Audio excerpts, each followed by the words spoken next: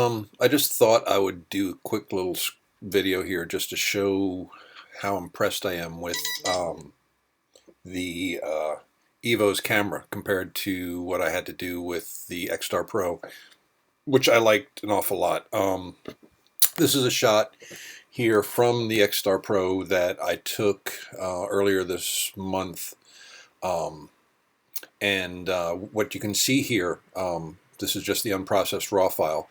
But what you have here is barrel distortion, which I've been dealing with all along.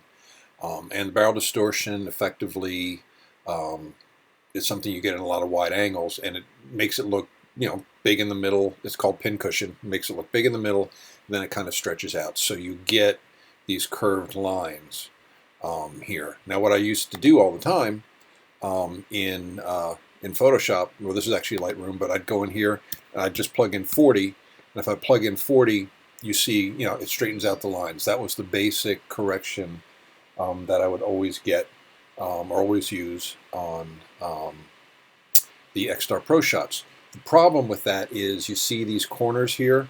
Depending on what I'm shooting, I need to know that some of this stuff is going to be lost, because if I click on the constrain crop button, it pulls all that stuff in. All right, so now though, with the Evo, let me get over to the Evo picture. Okay, for what I'm seeing here is much straighter lines. All right, this one it's a little bit skewed on the angle, which I can actually fix fairly quickly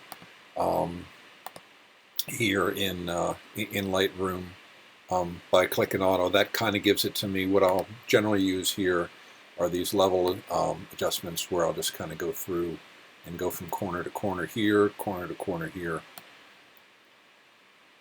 and that will tend to straighten that out. Then I'll do the same thing on the verticals if I want something square, and this will at least give me some level of perspective correction. All right, so I have that's done, but even so, I've done nothing in terms of fixing the lens distortion, which, if you look here, I mean, it's, as you go up and down the line, there's almost none. The straight lines are straight lines, which is awesome. So I don't have to go through, look to lose anything in the corners. Once I'm done straightening, what you have here is what photographers would call effectively a rectilinear lens. It's doing the any of that barrel distortion correction within the lens itself, and you don't have to do it afterwards. So A, it saves work.